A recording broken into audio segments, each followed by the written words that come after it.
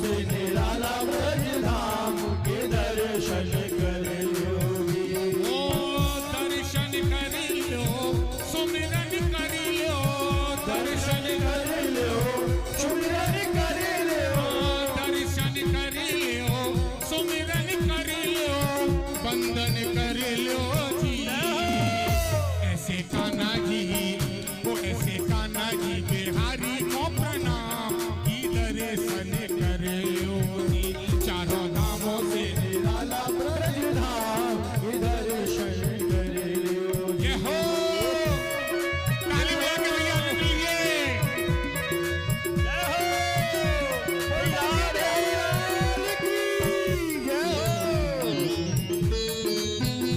राधा बिहारी लाल की जय हो।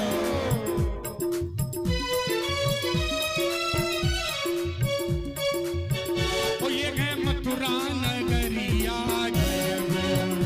ये है मथुरा नगरिया, ओ यहाँ जन्मे सांवरिया, ओ यहाँ जन्मे सांवरिया। हो अधियारी राती प्रभु जन्म गलीनो, सब मुनि जनी को परम सुख दीनो। हाथी घोड़ा पालकी जय कन्हैया लाल की, हाथी घोड़ा पालकी जय कन्हैया लाल की, बचल दियो प्रभु पूरन कियो। श्री विष्णु हो श्री विष्णु बने घनश्याम की दर्शन कर लो जी। चारों धामों से निराला ब्रज धाम के दर्शन कर लो जी। ओहो दर्शन कर लो, सुमिरन कर लो, दर्शन कर लो, सुमिरन कर लो, अरे वंदन कर लो जी। ऐसे कान्हा जी बिहारी को प्रणाम की दर्शन कर लो जी। चारों धामों से निराला ब्रज धाम के दर्शन कर लो जी। ये हो श्री राधे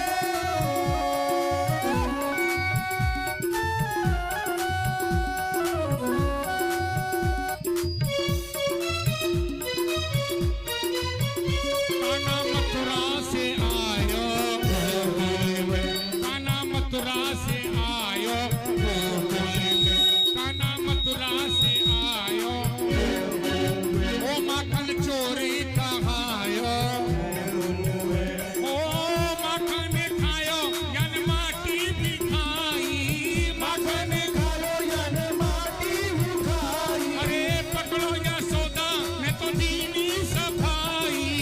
तुम्हारे सौदा ने तो दीनी सफाई। मैया मोरी कसम तोरी मैं नहीं माखन खायो, मुख खोलो तो ब्रह्मांड दिखायो। ऐसे कान्हा को, ऐसे कान्हा को सहसी प्रणाम की दर्शन कर लो जी। चारों धामों से निराला ब्रज धाम के दर्शन कर लो। हो जय हो बोल बांके बिहारी लाल की, द्वारकाधीश की ताली बजा के।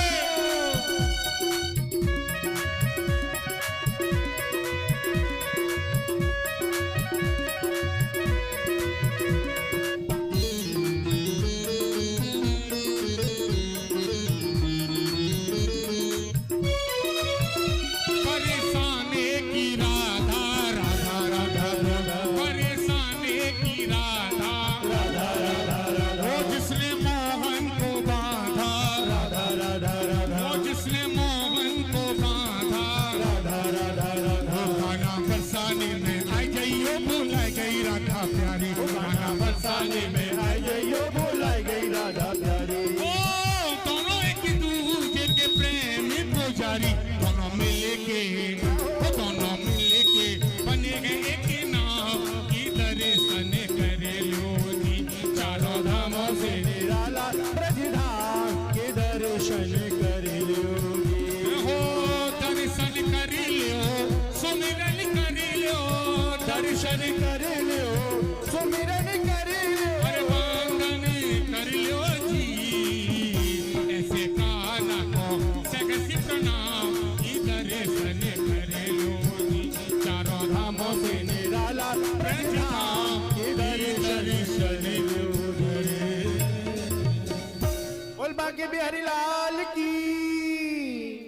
प्रेम से बोली राधे राधे। आइए अब कुछ रघुवंशी की कथा कहते हैं। हम और आप अब रघुवंश की ओर चलते हैं। कहते हैं भगवान के दो चरित्र बड़े पावन हैं। एक का नाम है रामचरित्र और दूसरा है कृष्ण चरित्र। जग में पावन हैं दो नाम, चाहे कृष्ण कहो या राम। यहां इतनी कथा सुनने के बाद में राजा परीक्षित से सुखदेव जी कहते हैं, राजा तुमको कथा सुनते सुनते लगभग 5 दिन बीतने जा रहे हैं। एक काम करो, कुछ जलपान कर लो। राजा कहता है नहीं महाराज, जैसे जैसे आप कथा कहते जा रहे हैं मेरे मन की उत्कंठा बढ़ती चली जा रही है। मन करता है कथा को सुनते चले जाएं। महाराज अब मेरी इच्छा है, मेरे लिए कोई रामचरित्र की कथा बताओ। कुछ इच्छा है कोई रघुवंशी राजाओं की कथा सुनाओ। अच्छा राजा, ये राम कथा सुनना चाहते हो? बोले हाँ। बोले राजा, ये कथा तुमने मार्कंडेय ऋषि के द्वारा पहले सुन रखी है और ये राम कथा वो कथा है कि यदि 100 वर्ष तक इस कथा को कहा जाए तब भी कम पड़ जाएगी। ये समय कम पड़ जाएगा महाराज। क्यों? इसका प्रमाण है रामायण 100 कोट अपारा, 100 करोड़ रामायण है। सबने अपनी अपनी बातों को कहा है। यदि कहने वाला बैठ जाए तो 100 वर्ष कोई मामूली बात नहीं है। फिर भी राजा हम तेरे लिए कुछ सूक्ष्म रूप में कुछ विशेष विशेष प्रचंड भगवान के चरित्र हैं उनको कहते हैं। राजा राजा परीक्षित से कहते हैं, राजा इन 14 मनमंत्रों में ही भगवान राम की कथा आती है।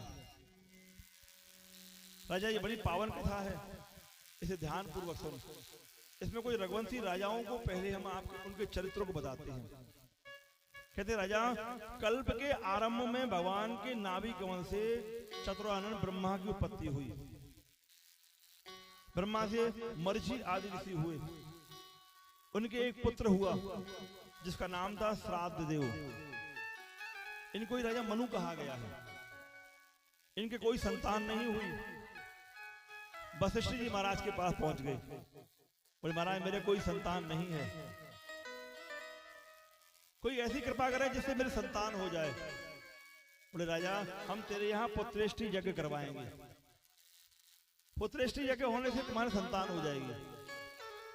आपने पुत्रेष्टि यज्ञ करवाया, किंतु इनकी पत्नी है जिसका नाम है श्रद्धा देवी। इसकी इच्छा थी कि हमारे कन्या हो जाए। अतः ब्राह्मणों के पास में गई और कहने लगी महाराज हम चाहते हैं कि हमारे कन्या का जन्म हो जाए। ब्राह्मणों ने मंत्रों में फेर बदल कर दिया। मंत्रों का प्रभाव हुआ, राजा के कन्या उत्पन्न हुई। इसका नाम रखा गया इला। लेकिन यहां राजा मनु के लिए संतुष्टि नहीं हुई। कहने लगे महाराज हम चाहते थे कि हमारे पुत्र हो, लेकिन ये कन्या कैसे हो गई? क्या मंत्रों में भी कोई बात हो जाती है? बोले नहीं राजा, मंत्र तो सही होते हैं, कोई ना कोई कमी हो गई है।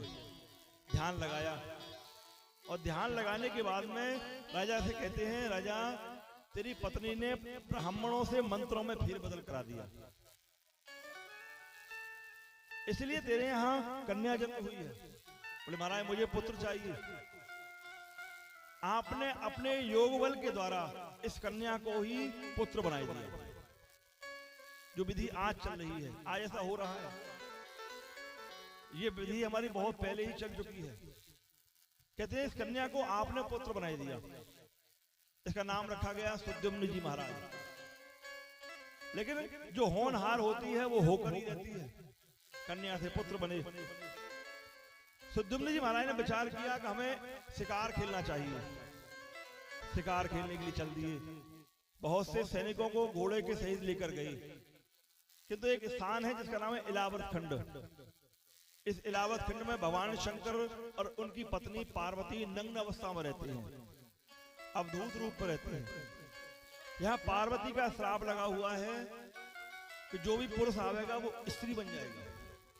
कहते हैं सुद्युम्न जी महाराज पहुंचे तो ये पुरुष से स्त्री बन गई। यह राजा चिंता में है कि हमारा पुत्र गया कहां, और यहाँ पुत्र कन्या बन गया। किंतु ये अपनी देह को भी भूल गए, इन्हें अपना होश भी नहीं रहा। इधर ये चंद्र के संतान है जिसका नाम है बुद्ध महाराज, उनके आश्रम में पहुंच गए, वो इन पर आसक्त हो गए, उनका विवाह भी हो गया। विवाह कर लिया आपने, इनके पुरुरवा नाम की संतान भी हुई, जिसे चंद्रबंध चलेगा। राजा ने अपने वशिष्ठ जी महाराज से कहा, महाराज मेरी पुत्र संतान बहुत दिनों से गायब है, पता करो। वशिष्ठ जी ने पता लगाया, ध्यान किया कि राजा तेरा पुत्र तो कन्या बन चुका है, इलाहाबाद खंड में है। सैनिक गए और लेकर के आए, बोले महाराज अब तो मेरा राज्य चलेगा कैसे। वशिष्ठ जी महाराज ने शंकर जी से प्रार्थना की, शंकर जी ने आशीर्वाद दिया, जाओ अब ये तुम्हारा जो कन्या है ये 1 महीने पुत्र रहेगा और 1 महीने कन्या बन के रहेगा। 1 महीने कहते हैं ये राज्य को चलाते थे और 1 महीने के लिए कन्या रह करके अंदर ग्रह को चलाते थे। ये विधि बन गई महाराज, लेकिन राजा मनु संतुष्ट नहीं हुए। इसके बाद में आपने पुनः प्रार्थना की और ब्राह्मणों से यज्ञ करवाया, इससे इनके 10 पुत्रों की जो है संतति प्राप्त हुई। और इन्हीं में आकर इन्हीं राजाओं में एक राजा हुए, इनका नाम था राजा सरयाती। ये राजा सरयाती की एक कन्या थी जिसका नाम था सुकन्या। सुकन्या को लेकर के एक बार च्यवन ऋषि के आश्रम में गई महाराज। कन्या ने एक कौतूहल देखा कि किसी बामी में 2 जुगनू चमक रहे हैं। इसे आश्चर्य हुआ, सीख निकाली, अंदर डाली, वहां तो महात्मा थे, उनके नेत्र फूट गए, रुधिर की धारा बहने लगी। कहते हैं सभी का मलमूत्र बंद हो गया, घबराने लगे। राजा ने कहा महाराज कोई गलती तो नहीं हो गई है। कन्या ने कहा हाँ हमने ऐसा ऐसा कार्य कर दिया। बामी को हटा करके देखा तो वहां च्यवन ऋषि बैठे हुए हैं। बोले महाराज मुझे क्षमा कर दो। बोले राजा क्षमा तो कर दें, लेकिन हमारा जीवन कटेगा कैसे। एक काम कर, अपनी कन्या से विवाह कर दे। कहते हैं च्यवन ऋषि की हजारों वर्ष की आयु है और कन्या की 16 वर्ष की आयु है। यह राजा ने कन्या का विवाह कर दिया और कहा देवी स्त्री का धर्म है कि वो मन क्रम वचन से पति की सेवा करे। कन्या को छोड़कर चले गए। कुछ समय के बाद में एक अश्विनी कुमार इनके यहाँ आई, कह रहे कि महाराज हमें यज्ञ में भाग देना बंद कर दिया है, आप ब्राह्मण हैं, हमें यज्ञ में भाग देना प्रारंभ कराइए। इन्होंने कहा महाराज मेरी एक कमी है, नेत्र बेकार हो गए और बुढ़ापा आ गया है, विवाह हमारा हो चुका है, महाराज कोई विधि बताइए जिससे हम युवा हो जाएं। च्यवन यहाँ अश्विनी कुमार ने च्यवन ऋषि के लिए वरदान दिया। इनके पास सरोवर है, उसमें कोई औषधि डाली, स्नान करके आए तो बाहर आकर युवा हो गए। बोले महाराज मेरी इच्छा है, मैं सदैव युवा बनना चाहता हूँ। अश्विनी कुमारों ने एक औषधि बताई जिसका नाम है च्यवनप्राश। आज भी सैकड़ों व्यक्ति च्यवनप्राश खाते हैं। अब ये मत समझना कि पंडित जी च्यवनप्राश का प्रचार कर रहे हैं, ऐसा नहीं है, वास्तविकता यही है। लेकिन पहले जो च्यवनप्राश बनता था उसमें बड़ी बड़ी औषधियां डाली जाती थी। अब तो केवल आंवला है, शक्कर पड़ी हुई है और कुछ एक आधो चीज और डाली जाती है, तो वो ताकत कहां से आएगी। एक दिन पति के साथ में ये कन्या बैठी हुई है। पिता ने विचार किया कि हमें देख कर आना चाहिए कन्या क्या कर रही है। देखें तो पति युवा के समय बैठी हुई है। यहाँ पिता ने बहुत फटकार लगाई, बोले तूने अनुचित कार्य किया है, तो हमारे कुल में कलंक लगाने वाली हो गई है। जब पिता को मालूम पड़ा कि ऐसा नहीं है, मैं अपने पति के साथ हूं, तो उन्हें संतोष हुआ और वो अपने घर के लिए चली गई। महाराज इसी वंश में एक नाभाग नाम के राजा हुए, नवग हुए, उनके नाभाग नाम के ऋषि हुए और उनके ही एक अम्बरीश नाम के राजा हुए। कहते हैं भारतवर्ष में सबसे पहले मूर्ति पूजा राजा अम्बरीश ने प्राप्त कराई। पहले मूर्ति पूजा नहीं होती थी। राजा अम्बरीश के यहाँ द्वारकाधीश की पूजा होती थी। कौन से द्वारकाधीश? ये वही द्वारकाधीश हैं जहां आप लोग मथुरा में जाते हैं और दर्शन करते हैं। ये वही मूर्ति है जो राजा अम्बरीश के द्वारा स्थापित है। इसमें 2 मूर्तियां थी। एक मूर्ति आज भी राजस्थान कांकरोली में रखी हुई है, वो भी द्वारकाधीश की है, और एक मूर्ति यही है। कहते हैं राजा अम्बरीश एकादशी का व्रत करते थे। इनके धर्म की चर्चा चारों ओर होने लगी। एक दिन दुर्वासा ऋषि को अच्छा नहीं लगा। आपने कहा हम इनकी परीक्षा लेंगे। एकादशी का दिन था, व्रत था। जैसे ही आप आए, इनके दर्शन किए। राजा कह रहे कि महाराज अच्छा हुआ जो आप आ गए। महाराज हमारी कवि है, हम ब्राह्मण भोजन कराएंगे, कल पारना होगा, आपका निमंत्रण है। इन्होंने कहा ठीक है। समय आया, यहाँ पालने का समय हुआ और दुर्वासा ऋषि आए नहीं।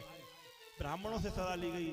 ब्राह्मणों का महाराज भगवान के चरणामृत को ले लीजिए, चरणों का जल। ये लिया, लेकिन लेते ही दुर्वासा ऋषि मारा जाएगा। बोले राजा तू अधर्मी है, हमारा निमंत्रण करने के बाद में तू पालना कर रहा है। एक कृत्या नाम की अग्नि को भड़क दिया, जो राजा को मारने के लिए चल दी। ये राजा कैसे थे? कहते हैं भगवान की जो भोजन बनता है वो अपने हाथों से बनाते थे। इसको कहते हैं पुष्टि भक्ति। कहा जाता है महाराज कि हमारे घर में यदि भगवान है तो हमारे कितने भी सेवक लगे हुए हो, सेवा स्वयं हमको करनी चाहिए। राजा के सेवकों की कोई कमी नहीं थी, लेकिन राजा अपने हाथों सेवा कर रही है। इसको कहते हैं पुष्टि भक्ति। राजा सेवा करने लगे। एक दिन यहाँ भगवान प्रसन्न हो गए। एक लीला हुई। राजा एक दिन चकिया चलाकर आटा निकाल रहा है। उसी समय राजा को नींद आ गई। भगवान को भूख लगने लगी। ठीक 10:30 बजे पर भगवान भोजन करते हैं। भगवान ने पूछा कि राजा सो गए हैं। स्वयं आए, चकिया चलाई, आटा पीसा, चूल्हे पर बैठकर रोटी बनाई और भोग लगाने को तैयार हो गए। और जैसे ही भोजन किया, राजा के नेत्र खुल गए। बोले महाराज आप पर कष्ट पड़ गया, आपके तो कोमल कोमल हाथ हैं, इनसे चकिया चलाई महाराज आपने। महाराज मुझे क्षमा कर दो। बोले राजा अहम भक्त पराधीनम, मैं भक्तों के अधीन हूं। जहां जहां भक्त मुझे पुकारते हैं वहां निवास करता हूं। राजा तेरी भक्ति से बड़ा प्रसन्न हूं, ले हम तेरे लिए सुदर्शन कवच देते हैं। सुदर्शन प्राप्त करा दिया। इसका एक कवच आता है, जो व्यक्ति सुदर्शन कवच का पाठ करते हैं उसके घर में कोई विपत्ति नहीं आती है। बल्लभ संप्रदाय में आज भी इसका पाठ किया जाता है। इसका नाम है सुदर्शन कवच।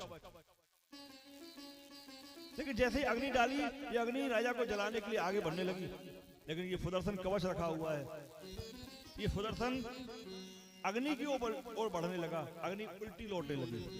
अब तो ये दुर्वासा ऋषि को जलाने लगी। जैसे दुर्वासा ऋषि की ओर बढ़ी, कहते हैं 1 साल तक दुर्वासा ऋषि भागते रहे चारों ओर। जहां जहां जाते हैं सब कहते हैं हम तुम्हारी रक्षा नहीं कर सकते हैं, जाओ जाओ चले जाओ। 1 वर्ष के बाद में नारद से मुलाकात हुई। नारद कहते हैं महाराज आपकी रक्षा राजा अम्बरीश कर सकते हैं और कोई नहीं। अम्बरीश की शरण में आए। बोले महाराज मुझे क्षमा कर दो। बोले क्षमा तो जरूर करेंगे, लेकिन हमारा एक तरीका है। जब से आप गए हैं हमने पारणा नहीं किया है, भोजन नहीं किया, अन्न का दाना नहीं लिया है। 1 साल हो गया हमारा। आप पहले भोजन करो, हम आपको क्षमा कर देंगे। कहते हैं दुर्वासा ऋषि के लिए भोजन कराया और दुर्वासा ऋषि के लिए आपने क्षमा किया। ये राजा अम्बरीश का चरित्र है। इन्होंने बड़े बड़े यज्ञ किए। कहते हैं ये बड़े धर्मात्मा थे। इन्हीं के वंश में आगे जाकर एक मानधाता नाम के राजा हुए। इन्होंने ही कौशलपुरी की स्थापना की, अयोध्या की। ये राजा बहुत बड़े सम्राट बने। इनके पिता का नाम है योगनाश्री महाराज। इनके भी कोई संतान नहीं थी। गुरुजी से कहा महाराज आप कोई यज्ञ कराइए। गुरुजी ने पुत्रेष्टि यज्ञ करवाया। यज्ञ में अग्निदेव ने एक जल का पात्र दिया। बोले राजा इसको जो पिएगा उसके संतान हो जाएगी, अपनी पत्नी को दे देना। ये चरु का जल रख दिया गया। रात्रि में राजा को प्यास लगी, राजा को कुछ दिखाई नहीं दिया। उसी पात्र को उठाया और राजा ने घट घट करके सारी पानी को पी लिया। महाराज परिणाम क्या हुआ? बोले राजा गर्भवती हो गई। अभी तक आपने सुना होगा कि स्त्रियां गर्भवती होती हैं, लेकिन हम आपको बताते हैं राजा योगनाश गर्भवती हो गए, संतान गर्भ में आ गई। राजा वशिष्ठ जी को मालूम पड़ा। बोले अरे राम राम ये क्या किया राजा तेने? बड़ा अनर्थ कर दिया, अब तो तेरे ही संतान होगी। महाराज 9 महीने गर्भ में रहे, समय आया, ऑपरेशन किया गया। राजा का ऑपरेशन हुआ, पेट फाड़ा गया।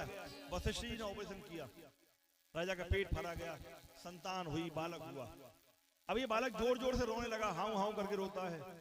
इसलिए रोया कि कोई दूध तो पिलावे। अब माता हो तो दूध पिलाई दे, लेकिन पिता दूध कहां से पिलावे। पिताजी आश्चर्य पड़ गए।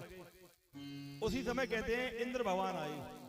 इंद्र ने अपनी उंगली लेकर, अमृत की उंगली थी, उस उंगली को लेकर के मुख में डाल दी और कहा माम धाता। माम धाता का मतलब मैं तेरी जननी, तेरा पालनहार मैं हूं। माम धाता इति मानधाता, इसका नाम पड़ गया मानधाता सम्राट। एक बार इनकी नगरी पर रावण ने आक्रमण किया। इन्हें जब मालूम पड़ा तो ये भजन कर रहे थे, भगवान के भक्त थे शंकर की। अंदर से ही बाण चलाया तो रावण के लगा और लंका में उछाल के फेंक दिया। अयोध्या, इसलिए जो जगह का नाम पड़ गया, इसके समान कोई योद्धा ना हो, उस जगह का नाम पड़ा अयोध्या। इसलिए इसका नाम अयोध्या पड़ा। इसी का नाम कौशलपुरी पड़ा। कहते हैं राजा बहुत दिन तक निवास करते रहे। इन राजा के 50 कन्या हुई। एक सौभर ऋषि महात्मा थे, वो यमुना जी के किनारे वृंदावन में भजन कर रहे थे। एक मत्स्यलयी और मत्स्य दोनों का प्रसंग देखा। राजा की, महात्मा की बुद्धि बदल गई। बोले हमें विवाह करना है, हजारों वर्ष की आयु है। मालूम पड़ा मानधाता के 50 कन्या हैं। मानधाता के पहुंच गए। बोले राजा हमें आपकी एक कन्या चाहिए, विवाह करना है। राजा ने देखा, बोले बुढ़े व्यक्ति के लिए हमें कौन विवाह करेगा, लेकिन मना करें तो अपराध बन जाएगा, ब्राह्मण क्रोधी हो जाएंगे। आपने कहा महाराज मेरी 50 कन्या अंतपुर में रहती हैं, घर में, आप चले जाओ, जो कन्या आपको पसंद कर ले उसी के समय विवाह कराए देंगे। सौवर ऋषि समझ गए। बोले राजा हमारा चमत्कार देखना चाहता है।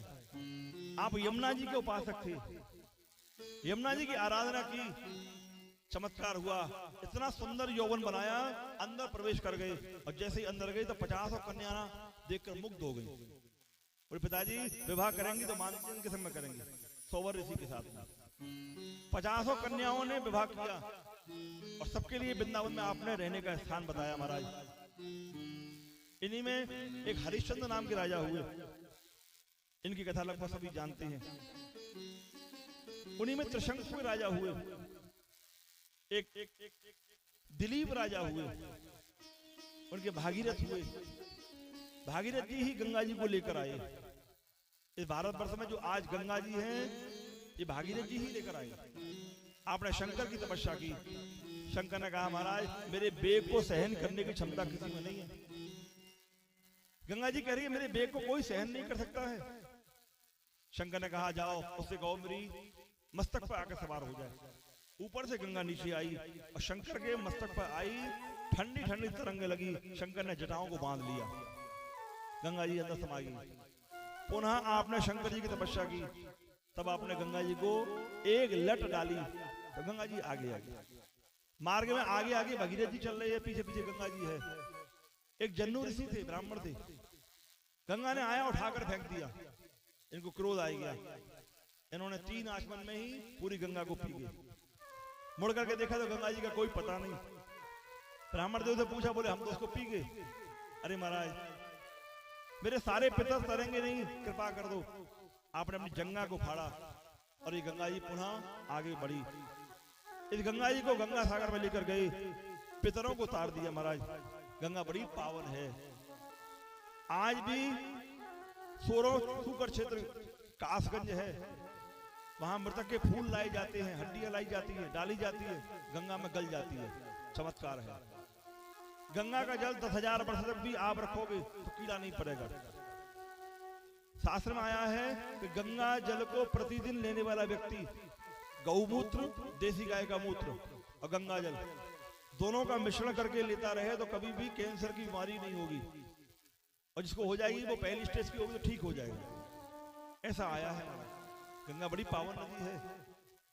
धीरे धीरे समय आया महाराज, इसमें बड़े बड़े राजा होते रहे और आगे जाकर के भगवान राम का जन्म होता है।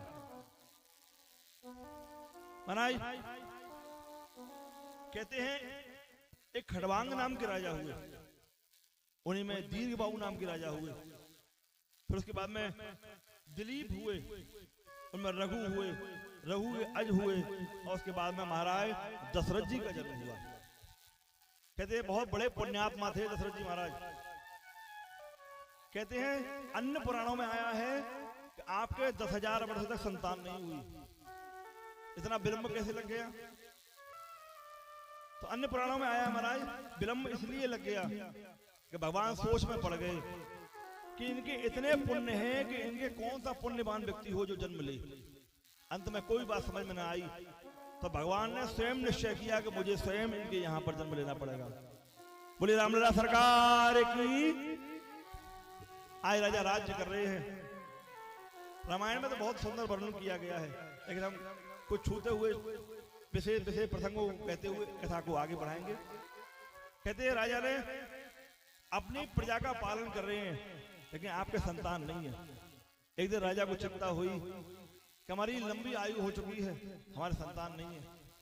इनके गुरुजी हैं वशिष्ठ जी महाराज, उनकी शरण में गई।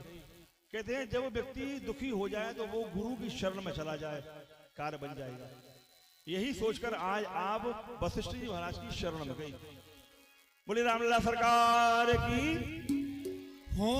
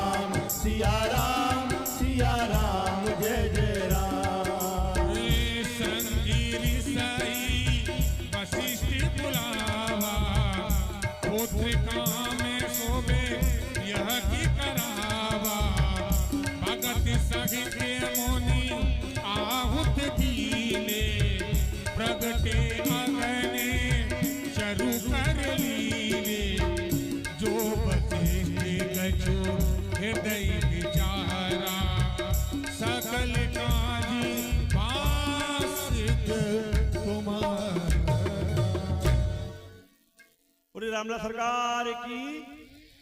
आप वशिष्ठ जी के द्वारे पर गई, शरणागति ली। बोले महाराज आई है, और अपने हाथों से चरु दिया। बोले राजा इस चरु को अपनी पत्नियों में यथा योग्य दे दीजिए, इसका प्रभाव होगा तुम्हारे संतान हो जाएंगे। राजा बड़े प्रसन्न हुए। कहते हैं चरु को लेकर के अपनी पत्नी कौशल्या के पास आई। कहने लगे देवी ये वो हव्य है, इसको खाने से तुम्हारे संतान हो जाएगी। ये कहकर के आपने इनको प्रदान किया और चले गए। माता कौशल्या के हाथ में ये हव्य है। कहते हैं उसी समय कैकेयी महारानी आ गई है। आपने अपना आधा भाग लिया, कैकेयी के लिए दिया, लेकिन जैसे ही बाहर जाने को हुई उसी समय सुमित्रा महारानी आ गई। दोनों ने देखा, दोनों ने अपना आधा आधा भाग लिया और यहाँ सुमित्रा के लिए प्रदान कर दिया। महाराज इसी का प्रभाव हुआ कि सुमित्रा के 2 संतान हुई और कैकेयी और कौशल्या की एक एक संतान हुई। आज समय अनुकूल आया, नौवीं तिथि आई, चैत्र का मधुमास महीना आया मैया, शुक्ल पक्ष आया, अभिजित नाम का मुहूर्त आया, ठीक 12 बजे। कहते हैं इससे पूर्व में ही भगवान ने अपनी माता कौशल्या को दर्शन दिए। चतुर्भुज रूप है। जैसे मैया ने देखा हाथ जोड़ने लगी, कहती है हे अनंत, आपके एक एक रोम में अनेक अनेक ब्रह्मांडों का निवास है, जिसकी रचना आपकी माया ने की है। महाराज मैं आपकी स्तुति किस प्रकार से करूं? महाराज आप अपने इस रूप का त्यागन कर दीजिए। यदि इसे कोई सुनेगा तो बड़े बड़े धैर्यवानों के धैर्य स्थिर नहीं रहेंगे। कहने लगी मैया, कहती है भगवान जब पुत्र आता है तो 4 हाथों से नहीं आता है, 2 हाथों से आता है। भगवान ने तुरंत 2 हाथ डालिए। मैया कहती है भगवान जब पुत्र आता है तो कपड़े पहन के नहीं आता है, नंग धड़ंग आता है। भगवान ने कपड़े हटा दिए। मैया कहती है पुत्र आता है तो छोटा बन के आता है, बड़ा बन के नहीं आता है। भगवान छोटे हो गए। किस लिए हो गए? बोले मैया ने कहा है। माता की बहुत बड़ी उपाधि है। संसार आज चल रहा है तो मां से चल रहा है। आज मैया के वचनों को मानने के लिए भगवान को छोटा बनना पड़ा। ये मैया की ताकत है। भगवान छोटे हुए। समय आया, नौवीं तिथि आई। प्रेम से हाथ जोड़कर बोले रामलला सरकार की। हो सूर्य समूह विनती करी और पहुंचे निज निज धाम, जग निवासी प्रभु प्रगटे अखिल लोक विश्राम भय प्रगट। सभी बोलेंगे, आज ताली भी आते हैं। दयाला कौशल्या हितकारी, हर्षित महकारी, मुनि मनहारी, अद्भुत रूप विचारी। लोचन अभिरामा तनु घनश्यामा, निधि आयुध उदचारी, भूषण वनमाला नयन विशाला, शोभा से दुखरारी। वो कहे कोई करे जोरी, अस्तुत तोरी, केहि विधि करो अनंता, आया गुण ज्ञाना दीहे अमाना, वेद पुराण भरता। अरे करुणा सुख सागर सभे गुनि आगर, जय गावगी सुत सकता, सो मम हृदय लागी, जन अनुरागी, भय प्रकट श्रीकलता। ब्रह्मांड निकाया निर्मित माया, रोम रोम प्रतिवेदित है मम पुरुषोवासी यह उपहासी, तुरंत धीर मत स्थिर न रहे। उपजा जब ज्ञाना प्रभु मुस्काना, चरित बहुत मित की जगह कहे कथा सुहाई, मात बुझाई, यही प्रकार सुत प्रेम रहे। आपने बोली सुमत डोली, गजौना दे रूपा, की जैसी सुलीला अति प्रियशीला, ओ ये सुख परम रूपा, ओ सुने बचन सुजाना, रोदन ठाना, होई बालक सुरभूपा। यह चरित दुगावई, हरि पद पावई, देह न परहि भवभूपा। विप्रधेनु सुरसात्य और लीन मनुजी अविद्या, और निधि इच्छा निर्मित तनु, माया बोली रामलला सरकार की जय हो। आज समय आया, अद्भुत समय है। नौवीं तिथि है, मधुमास चैत्र का महीना है। न ज्यादा धूप है न छाया है। इस समय में मृदंग बजने लगे, पुष्पों की वर्षा होने लगी। जय हो जय हो जय हो शब्द होने लगा। और उसी समय में हमारे रामलला सरकार ने माता कौशल्या के गर्भ से अवतार लिया। जैसे ही अवतार लिया, दासी को मालूम पड़ी, दशरथ जी के पास में आवाज लगाती हुई गई है, महाराज आपके लिए बधाई है, बधाई है, बधाई है। जैसे ही दशरथ जी ने सुना, आनंद से भर गए। दासी क्या दे दे तुम्हारे लिए? बोले महाराज मुझे कुछ नहीं चाहिए, जाओ सरयू पार के 500 गांव आपके लिए देते हैं। थोड़ी ही देर में खबर आई, माता कैकेयी के यहाँ एक पुत्र ने जन्म लिया है। राजा को पुनः मालूम हुई और प्रसन्नता बढ़ गई। कहते कुछ समय के बाद में ही सुमित्रा माता के 2 संतान हुई। ये सुनते ही दशरथ जी उमंग में छाने लगे, नाचने लगे, कूदने लगे। कहते हैं जिसको जो मांगा जिसने उसको देने पे लगे। अपना 9 लखा हार उतारा और निछावर करके दाई के लिए दे दिया, जाओ ये आपकी निछावर है। अब तो दशरथ जी की ये खबर जैसे ही प्रजावत को मालूम पड़ी, सुंदर सुंदर पीले पीले वस्त्र धारण किए हैं। कहते हैं हाथों में माखन की और दही की मटकी ली है। अब तो रिवाज समाप्त हो गई है। पहले किसी के यहाँ जन्म होता था तो माताएं अपने हाथों में दही और माखन लेकर जाती थी, मटकी में भर के। सभी ने पीले पीले वस्त्र धारण कर रखे हैं, कंगन पहन रखे हैं। कहते हैं भगवान के पास जाना है तो सज के जाओ। क्यों सजना चाहिए?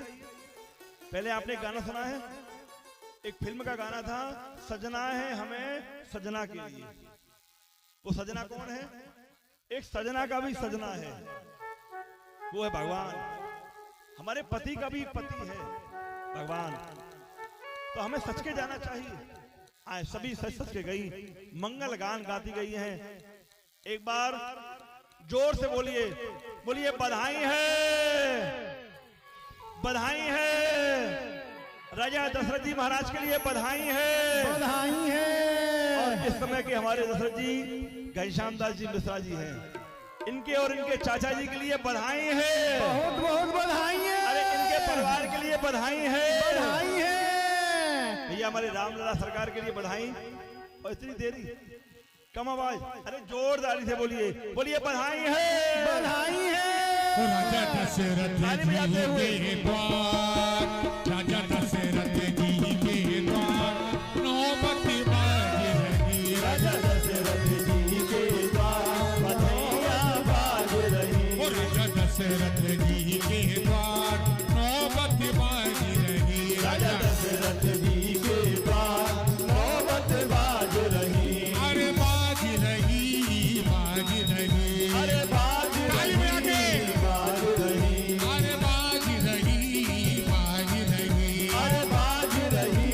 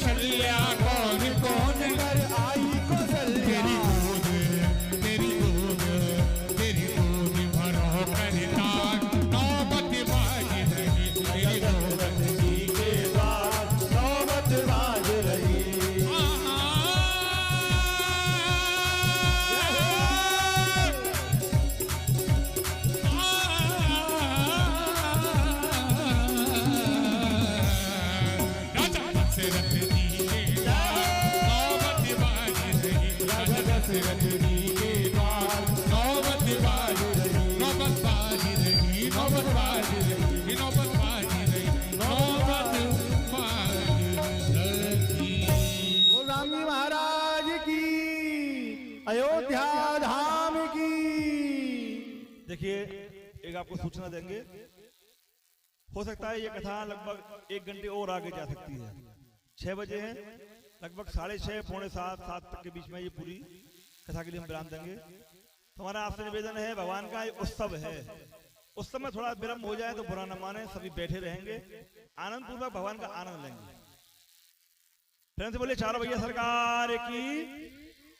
आज जहां अयोध्या में आनंद ही आनंद हो रहा है, मानो आज सरयू नदी प्रसन्न हो गई है, अयोध्या धाम प्रसन्न हो गया है। जिसे जिसे मालूम पड़ा सभी आकर बधाई देते हैं।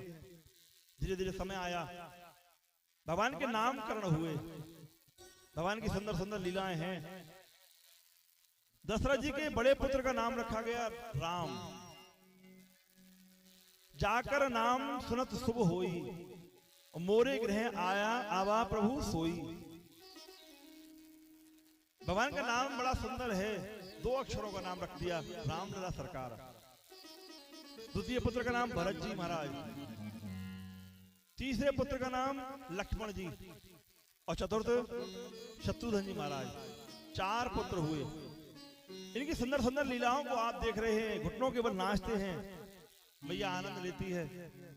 कहते हैं एक बार भगवान राम खंबे के सामने खड़े हो गए हैं, उनका प्रतिबिंब दिखाई दे रहा है, माखन हाथ में लिए हुए हैं। प्रतिबिंब से कहते हैं आप माखन खाइए। मैया देख रही है, उठाकर गोदी में ले जाती है, कहती है लला तेरे लिए नजर लग जाएगी। भगवान सुंदर सुंदर लीलाओं को करते हैं। समय आया, भगवान पढ़ने के लिए गए। कहीं आगामी भविष्य में कोई व्यक्ति ये न कह दे कि हमारे भगवान अनपढ़ थे, इसलिए भगवान राम पढ़ने के लिए गए। चारों भाई गए। यद्यपि वो संसार को पढ़ाने वाले हैं, वो भगवान हैं, वो क्या पढ़ेंगे, लेकिन कोई ये न कहे हमारे इतिहास में कि भगवान अनपढ़ थे। गुरु गृह गए पढ़न रघुराई, अल्पकाल विद्या सपाई। ये मंत्र है, जो विद्या में कमजोर बच्चे हैं उनको याद कर लेना चाहिए। जिसका पाठ करते हैं वो विद्या में कभी कमजोर नहीं रहेंगे, लेकिन पढ़ाई आवश्यक है। आज भगवान पढ़े और पढ़ करके आप वापस आए। कहते हैं गाद पुत्र विश्वामित्र जी महाराज हैं, बक्सर निवासी। इनको राक्षस गण परेशान करते हैं। आकाशवाणी हुई, महाराज जाओ, राजा दशरथ जी के 2 पुत्र हैं राम और लक्ष्मण, उनको लेके आओ। रात्रि में ही चल दिए, सरयू में स्नान किया और राजा दशरथ के दरबार में पहुंच गए। राजा दशरथ पूछते महाराज, पहले आपका स्वागत सत्कार किया, उसके बाद पूछते महाराज बताइए मैं आपको क्या दे दूं। राजा की बात सुनकर कहा राजा हमें कुछ नहीं चाहिए, हम जिस समय यज्ञ आदि कार्य करते हैं तो निशाचर परेशान करते हैं, हमारी इच्छा है अपने 2 पुत्र राम और लक्ष्मण दोनों को हमको दे दो। ये सुनते ही राजा अधीर हो गए, रोने लगे। बोले महाराज यदि आप कहो तो मैं प्राण देने को तैयार हूं, लेकिन राम देत नहीं बने गुसाई। रामायण जी कहती है महाराज ये राम देते बनता नहीं है। यहां आपने थोड़ा क्रोध दिखाया, वशिष्ठ जी ने दशरथ जी को शांत किया और कहा राजा इनको जाने दो। आए राम और लक्ष्मण को लेकर गए, माता से आज्ञा ली और आप आगे बढ़े। सबसे पहले मरने के लिए कोई आई तो उसका नाम है ताड़का। भगवान कृष्ण के टाइम पर सबसे पहले मरने को आई पूतना, यहाँ ताड़का आई। एक ही बाण प्राण हर लीना, एक ही बाण में प्राण ले लिए गए। और आपने बला और अतबला नाम की 2 विद्याओं को लिया, गुरु के यज्ञ की रक्षा की। यहाँ खबर आई कि राजा जनक जी हैं, इनका नाम है शीरध्वज जनक। ये अपनी कन्या का विवाह करने के लिए आपने स्वयं रचा है, हमारे आपका निमंत्रण है। आज दोनों शिष्यों को लेकर विश्वामित्र जी महाराज पहुंचे हैं जनक नगर की ओर। जनक जी को मालूम पड़ा तो बाटका में इनके लिए निवास दिया और आपने कहा विचार आया कि हमें जनकपुर देखना चाहिए। लक्ष्मण जी की इच्छा हुई, दोनों पुत्र ये राम और लक्ष्मण दोनों जनक नगर देखने को आए। महाराज जिस समय जनक नगर देखने को आए तो वहां की जो नारियां हैं उनमें उमंग जागने लगा, दरवाजों पर बैठ गई। छतों पर बैठ गई और भगवान का दर्शन कर रही हैं। कहते हैं जुबती भवन झरोकन लागी, जो बैठने के स्थान है उन्हें बैठ गई हैं और दर्शन कर रही हैं। कैसे करती हैं? अरे जुबती भवन झरोखन लागी रामा। अरे जुबती भवन झरोखन लागी रामा। अरे जुबती भवन झरोखन लागी रामा। सभी बोले झरोखन लागी रामा। अरे निरखाई राम रूप अनुरागी रामा। जुबती भवन झरोखन लागी रामा। और कहाए परस पर बचन प्रीति रामा। हरि कहाई परसे पर बचने सप्रीति रामा। अरे सखी इन कोट गावे छवि जीती रामा। सखी कोट गावे छवि जीती रामा। बोले रामदास सरकार की। सभी देखने को बैठी हुई है, दर्शन कर रही है। हमारे रामदास सरकार बड़े सुंदर हैं।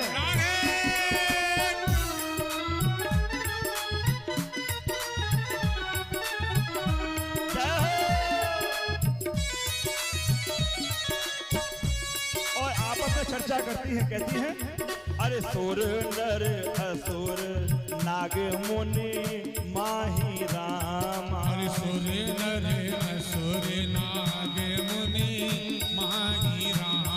अरे शोभा अत कहूँ सुनत नाही रामा। अरे जुबती भवन झरोखन लागी रामा। अरे कहो सखी अस को तनो धारी रामा। हो अरे जो ना मोह यह रूप निहारी रामा।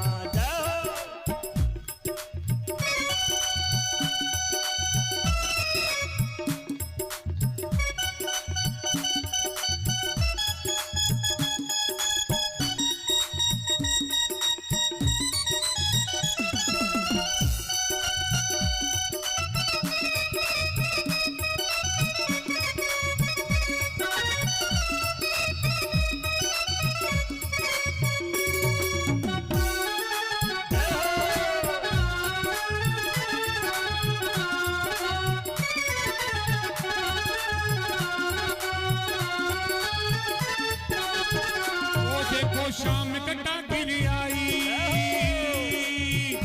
देखो शाम कटा गिर आई। मुँह पे बिजली लहर के छाई, बिजली लहर के छाई। अब तक ना आए मोरे राम जी। आज सखियां बाहर निकलने लगी हैं, देख रही हैं। कोई कहता है महाराज बड़े सुंदर हैं। जिस समय भगवान हमारे राम को सखियां देखती हैं तो तिरछे तिरछे नेत्रों के प्रहार करती हैं, और जब निगाह पड़ती है तो भगवान राम मस्तक को नीचा कर लेते हैं। ये हमारी राम की कला है। और यही दृश्य जब भगवान कृष्ण के सामने हुआ, और जब गोपियां देखती हैं तो भगवान मस्तक को ऊंचा कर लेते हैं। आइए सखियां कहती है महाराज ऐसे मनुष्य हमने आज तक देखे नहीं। और तो क्या कहे महाराज, असुर नाग मुनि ऐसी शोभा किसी में प्राप्त नहीं की। आज धीरे धीरे इनके पास में आती हैं और इनको छेड़ती हैं। कहती हैं, एक बड़ा सुंदर भाव है सखियों का भाव, कि राम जी से पूछे, अजी राम जी से पूछे, अजी ये जनकपुर की नारी रे बता दे बबुआ। अरे बबुआ देत काहे गारी रे बता दे बबुआ। बबुआ देत काहे गारी हो बताई दे बबुआ। बबुआ देत काहे गारी हो बताई दे बबुआ। अरे राम जी से पूछे, राम जी से पूछे जनकपुर की नारी रे बता दे बबू के हो देख काहे कारी हो बताए दे बबुआ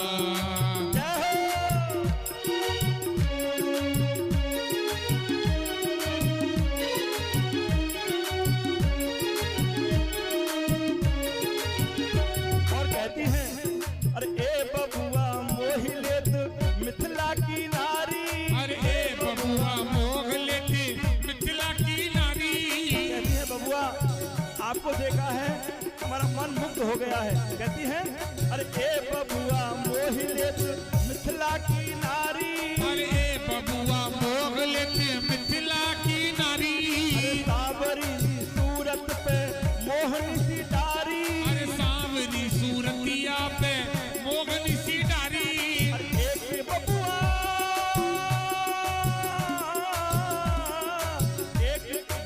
गोर गोर अरे एक बबुआ गोरे गोरे एक बबुआ गोर गोर एक बबुआ कारी हो बताए दे बबुआ बबुआ देख काहे कारी हो बताए दे बबुआ अरे राम जी से पूछे जनकपुर की नारी रे बताए दे बबुआ बबुआ देख काहे कारी हो बताए दे बबुआ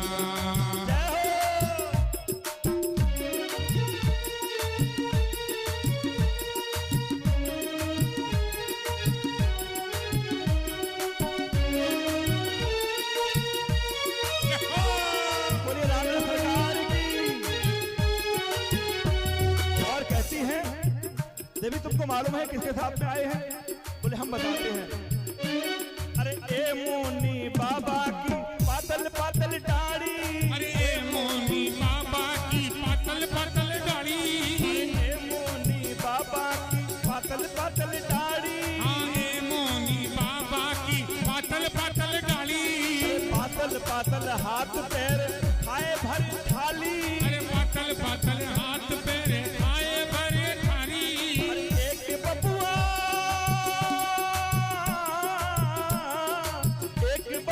गोर गोर एक बबुआ गोर गोर एक बबुआ कारी हो बताए दे बबुआ बबुआ देख काहे कारी हो बताए दे बबुआ अरे राम जी से पूछे जनकपुर की नारी ने बताए दे बबुआ बबुआ देख काहे कारी हो बताए दे बबुआ के हो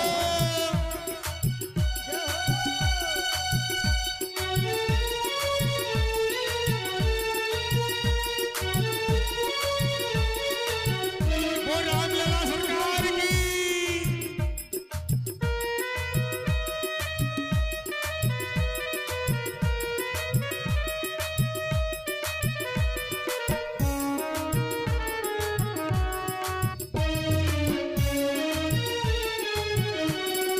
राम जी से पूछे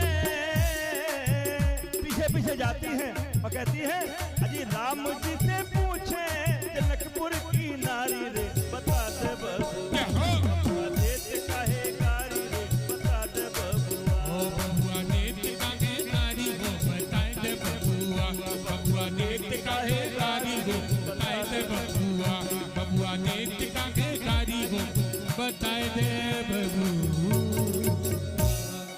कहती है महाराज बड़े सुंदर लग रहे हो कोई को कहती है क्या शान चाल अलबेली है महाराज गजराज रहे मस्ते मस्ते जिन देखे ऐसे रूप रतन बिन मोल बिके सस्ते सस्ते महाराज रसरूप माधुरी बरसत है थकी चले जात रस्ते रस्ते रघुनंदन नप श्री राम लला ने जिन छीन लिया हंसते हंसते महाराज बड़े सुंदर लगते हो आज रामलला सरकार आए हैं गुरुजी ने कहा पुष्प लेकर आओ गए हैं यहीं पर जानकी जी से मिलन हुआ महाराज जानकी ने इनका दर्शन किया है कहते हैं जानकी जी ने कैसे दर्शन किया है जानकी जी के हाथों में कंगन पड़े हुए हैं और उनमें जो हीरा मोती लगे हुए हैं उनसे दर्शन कर रही है दर्शन करके देखिए कितना सुंदर प्रसंग है महाराज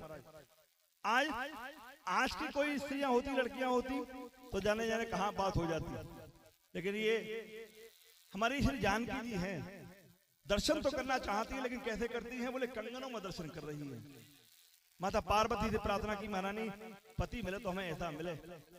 आज यहाँ स्वयंवर की रचना होने लगी। कहते हैं 10,000 राजाओं का नाम आया है, सभी आए हैं। उसी समय भगवान राम और लक्ष्मण अपने गुरु जी के संग में पधारे। तो सब मंचों में मंच एक सुंदर विशाल बहुत ऊंचे मंच से बिठाला गया। राम जी बैठे हैं। अब सभी धनुष को तोड़ने के लिए गए महाराज।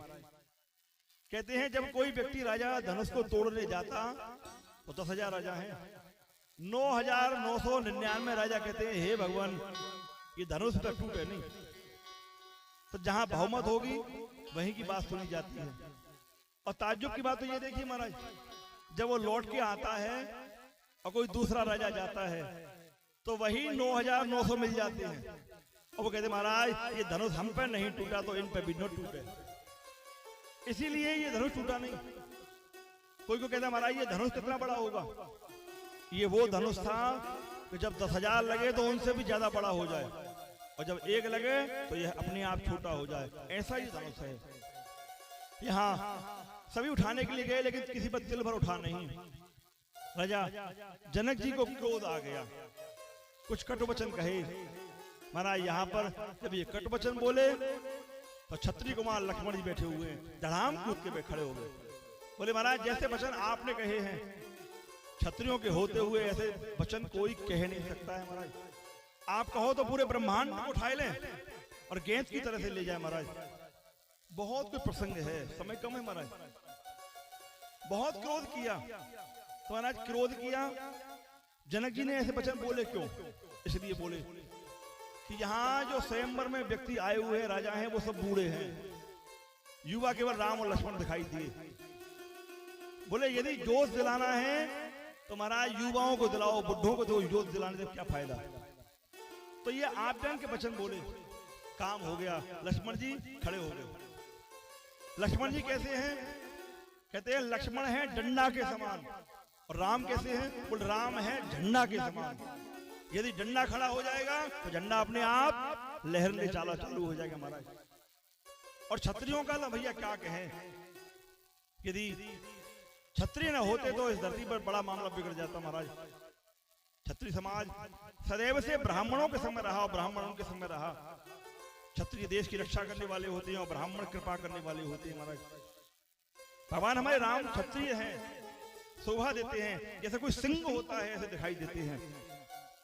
समय आया गुरुजी ने आज्ञा दी और रामलला आए। महाराज थोड़ी देर भी नहीं की, तुरंत उठे और धनुष को उठाया, धड़ाम तोड़ दिया। जैसे टूटा हलचल मचने लगी, जय हो शब्द होने लगे, पुष्पों की वर्षा होने लगी। बोले रामलला सरकार की।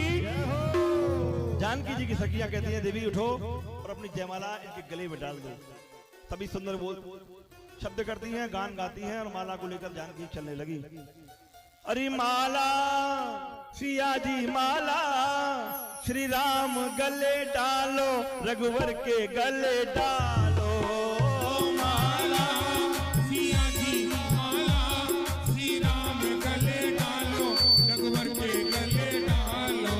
अरे माला सिया जी माला, श्री राम गले डालो, रघुवर के गले डालो। मार माला श्री राम गले डालो। सुने सिया सुख मार माला श्री राम गले डालो।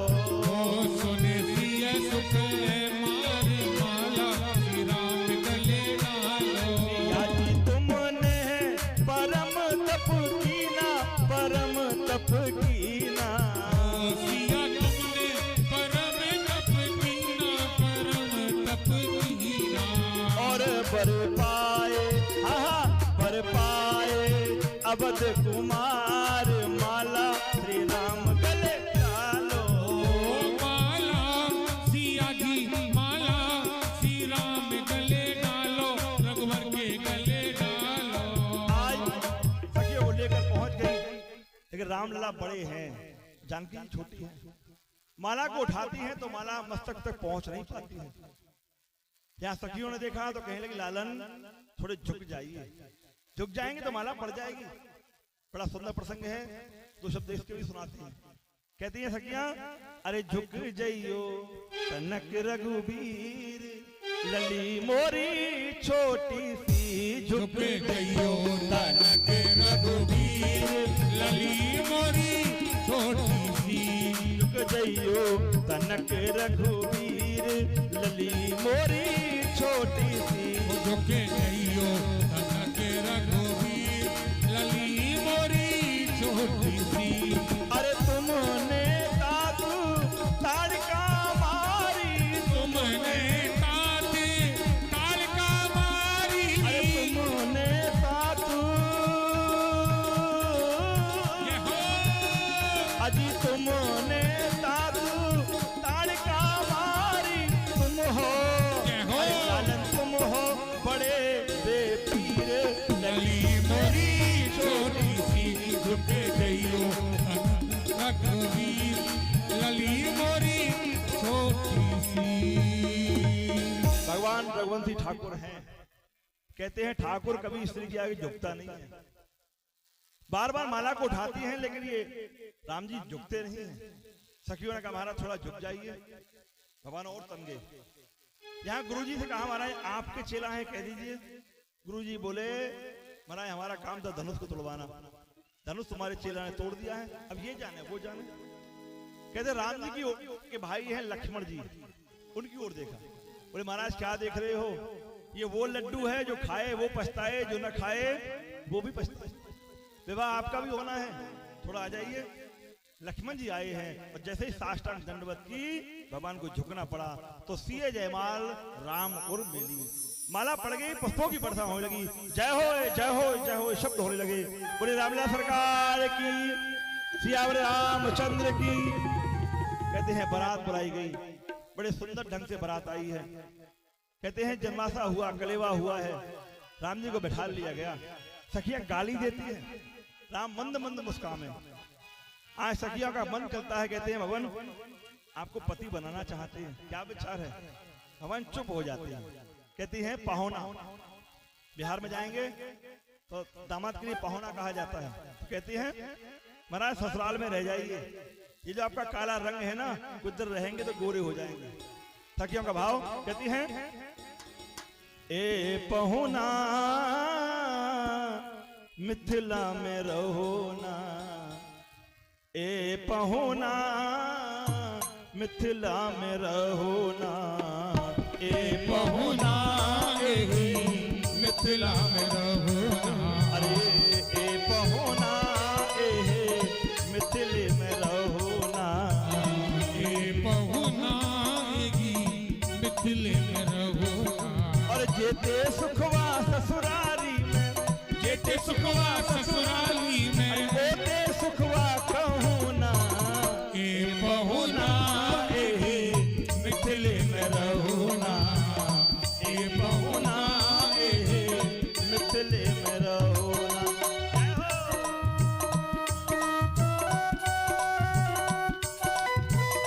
कहती हैं रुक जाइए महाराज, आपको देखने का मन करता है, आप बड़े सुंदर हैं।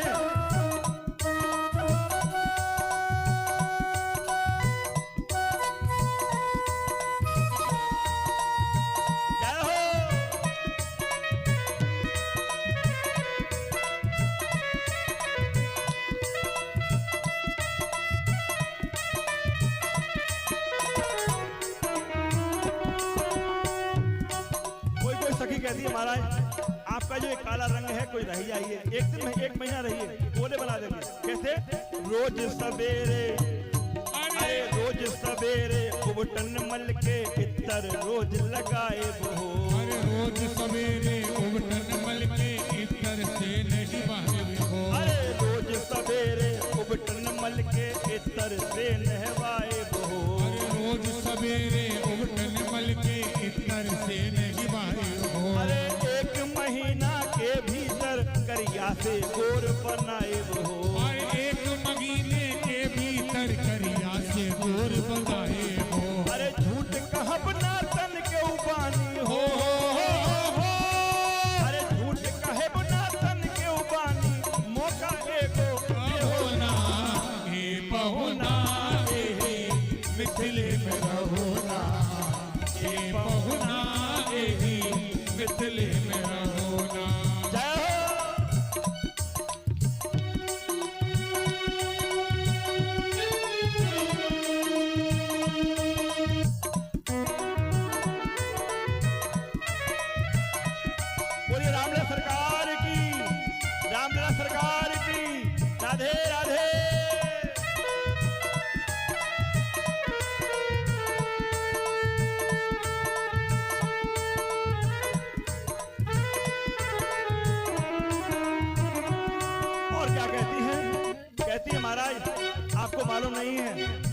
यहाँ रहेंगे तो बढ़िया से बढ़िया भोजन खिलाएंगे।